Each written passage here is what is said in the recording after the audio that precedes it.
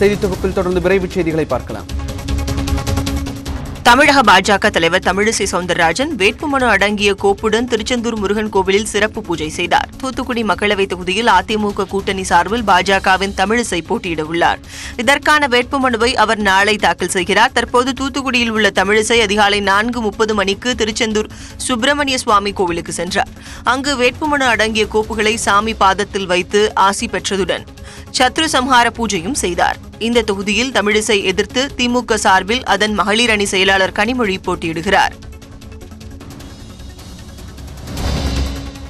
அதிமுக ஆட்சியில் பெண்கள் பாதுகாப்பாக இருப்பதாக பாமக நிறுவனர் ராமதாஸ் பேசியிருப்பது இந்த நூற்றாண்டின் சிறந்த நகைச்சுவை என தென்சென்னை மக்களவை தொகுதி திமுக வேட்பாளர் தமிழச்சி தங்கபாண்டியன் தெரிவித்துள்ளார். சைதாப்பேட்டையில் திமுக நிர்வாகியின் இல்ல திருமண விழாவில் தலைமையேற்ற தமிழச்சி தங்கபாண்டியன் தாலி எடுத்துக் கொடுத்து திருமணத்தை நடத்தி வைத்தார்.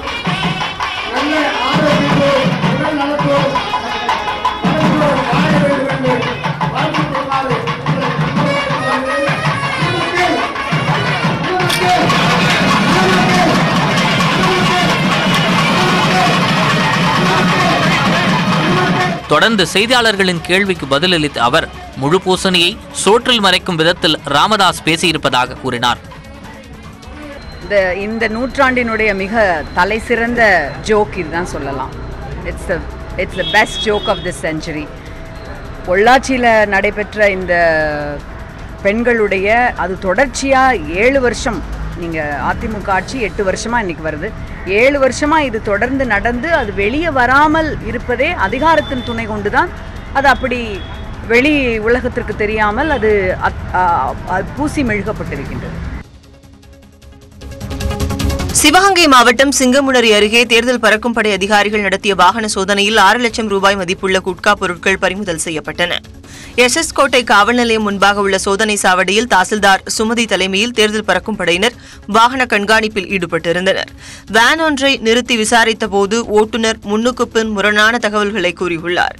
இதனால் சந்தேகமடைந்த அதிகாரிகள் வாகனத்தை சோதனை செய்து பார்த்ததில் தவிடு மூட்டைகளுக்கு உள்ளே குட்கா பொருட்கள் மறைத்து கடத்தி வந்தது கண்டுபிடிக்கப்பட்டது. இதேபோல் சென்னை மணலி அருகே நடந்த வாகன சோதனையில் உரிய ஆவணங்களின்றி கொண்டு செல்லப்பட்ட 5 லட்சம் ரூபாய் பிடிபட்டது. முதற்கட்ட விசாரணையில் காரில் இருந்தவர் பெங்களூரைச் சேர்ந்த சந்திரசேகர ரெட்டி என்பது தெரியவந்துள்ளது. மக்களவை தொகுதியில் மக்கள் நீதி மய்யம் சார்பில் கமல், ஸ்ரீபிரியா ஆகியோர் போட்டியிடும் தொகுதிகள் என்று அறிவிக்கப்பட உள்ளன. தமிழகம் மற்றும் புதுச்சேரியில் உள்ள மொத்தம் 39 தொகுதிகளில் போட்டியிடும் மக்கள் நீதி மய்யம் கடந்த 20ஆம் தேதி 21 மக்களவை தொகுதிகளில் போட்டியிடும் வேட்பாளர்கள் பட்டியலை அறிவித்தது. எஞ்சியுள்ள 19 தொகுதிகளுக்கும் வேட்பாளர் பட்டியல் இன்று அறிவிக்கப்படும் என எதிர்பார்க்கப்படுகிறது. அதில் கமல் எந்த தொகுதியில் போட்டியிடுகிறார் என்ற எதிர்பார்ப்பு மிகுந்துள்ளது. தனது சொந்த ஊரான ராமநாதபுரத்தில் கமல் போட்டியிட வாய்ப்புள்ளதாக தகவல் வெளியான நிலையில் அவர் தென் சென்னையில் போட்டியிட அதிகம் வாய்ப்புள்ளதாக கூறப்படுகிறது.